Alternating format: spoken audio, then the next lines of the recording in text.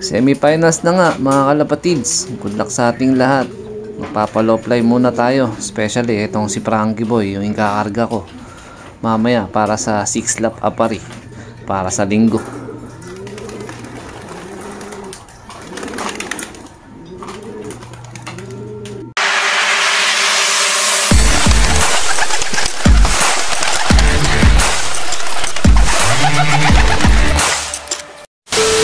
Good day mga ka-EA support today's video. So ito nakahanda na siyempre yung training box na paglalagyan ni Frankie Boy para maikarga sa Galvan main loading station, no, sa may Valenzuela.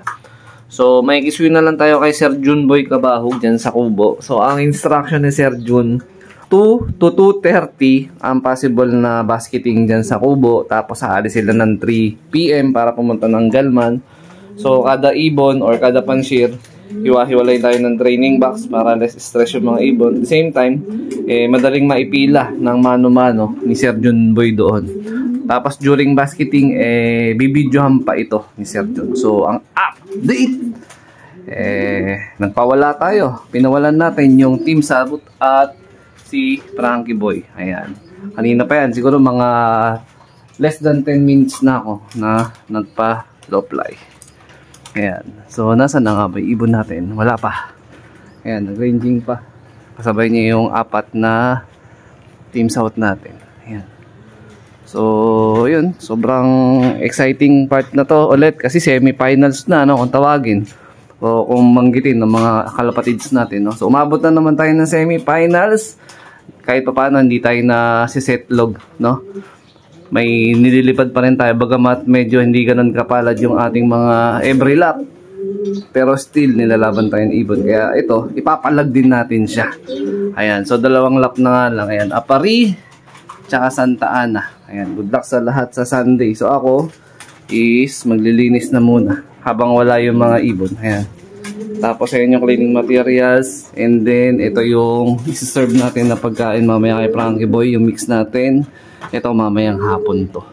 Tapos ito yung mga possible na ibibigay natin. Not necessary pa baon kasi more on vitamins to eh. Wala tayong ano dito, power enhancer na ibibigay. More on vitamins, digestion pills, mani, tapos honey.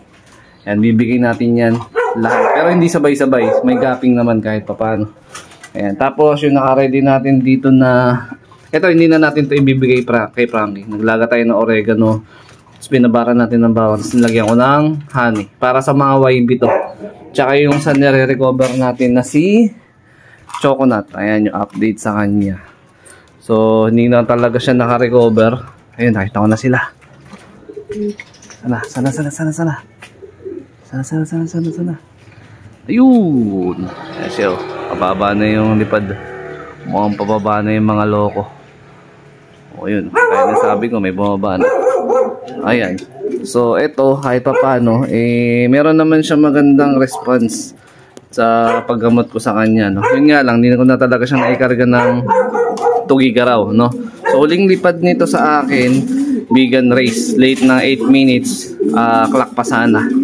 Ayan, so nagbigay lang ako ng 4 plus pellets. Tapos yung ginawa kong herbal medicine na may honey, bibigay natin sa kanya mamaya. Ito naman, yung isang south ko din na nagkaroon din ng problem. Actually, pares niya to. Ay malamang sa malamang, nahawa niya pa to, no, nung pagbalik niya. Hindi ko kasi siya agad na na identify na masama na yung pakiramdam niya. So, syempre, kasama niya sa sa perch, no. Tapos, syempre, naglalabing-labing, nahawa.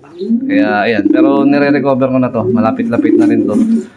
Kailangan niya maka-recover kasi malapit na rin yung south training eh. So yun. So ito yung mga natin, yung gagawin natin para sa basketing day ngayong Friday, no? So pag nalusot ngayong Sunday, isang week na lang matatapos na ang Calvario sa norte. Tapos ito, meron tayong bagong dating na deliver galing sa Shopee. Kaya bumili tayo ng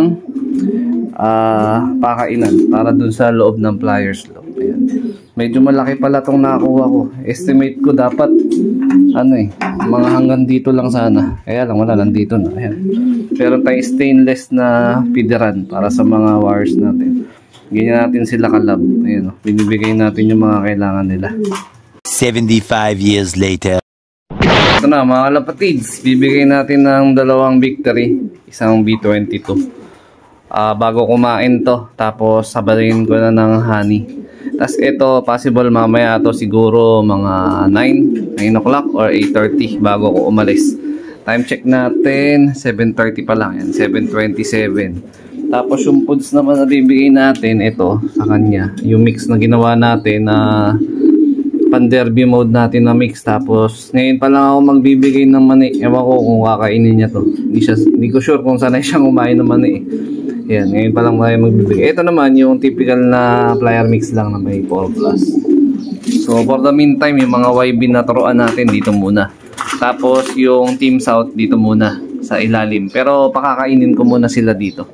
So tinanggal ko muna yung steel matting para at least kung sakaling gusto maglamyerda dito sa flooring ni Frankie Boy mamaya, magle-less stress siya. So plano ko after kumain ng mga ibon, especially yung Team South, natanggalin ko nga sila dyan. Dito ko muna ikukuble. Ang may iwan dito, yung pares ni Frankie, si Frankie mismo, tsaka yung isang hen na pang South. Ayan. Ito. Direction, 3 kak na nandito na for South natin. Tatanggalin ko, ilalagay ko dun sa ilalim. So, naka-ready na rin syempre yung training box. Ito, foods nila to, mamayang hapon. I mean, foods to ni Frankie, mamayang hapon. So, siguro around 12 or 12:30, papakainin na nila na yung ibon. Kasi maagang kukunin yung ibon ko ng tropa. So, ang magkaarga nito, si Boss Lindon yan, or si Boss Jordan yan. Shout sa mga tropa natin na sa atin, nakasuporta pag hindi tayo available, even magkarga or mag-abang. Ayan, kasi syempre mayroon tayong priority rin na trabaho. So ayan, baba na yung ibon natin. So ayan, more on vitamins lang ang focus natin ngayon, tapos feeding. Ayan. So far sa South, yan, after ng North, South naman agad. So excited na rin ako sa padating na South race natin. Yan, sana makompleto rin yung mga ibon na ililipad natin at makatapos ng training. Ayan si Frankie, oh. Kondisyon naman na si Frankie Boy, eh. Ayan na siya, oh. A few moments later. Mga kalapatid si Frankie. Dala ng hilo niya. Hindi ganun kaputok, pero masasabi ko okay na kasunod. Ayoko rin ng putok na putok.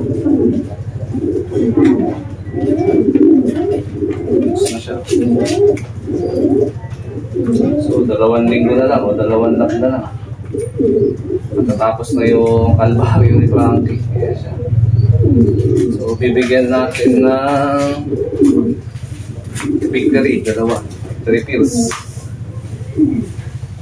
bago kumain.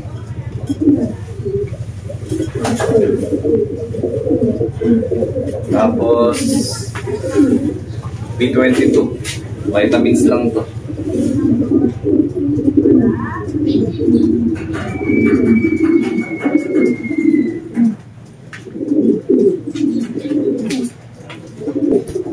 Tapos honey, direkta na natin sa bibig niya. Siguro mga parang sukat pang fingertip lang. Ang dami. Parang ganyan lang. Tapos plain water lang siya maghapon. Okay na to. Ang kondisyon niya, palag na to. Yan, papalag na sa 6 lap. Yan, sana mas maaga ang maging pauwian niya. Hindi kagaya nung Tugigaraw na almost 3 minutes nung dumating siya. Kaya naging sustain, hindi siya naabutan ng tropa. Nung pagbalik ng tropa, lagpas na yung cut-off. Na-iglak pero hindi umabot. Pero dumating sana siya ng on time nun, eh. So, yan, ganoon talaga.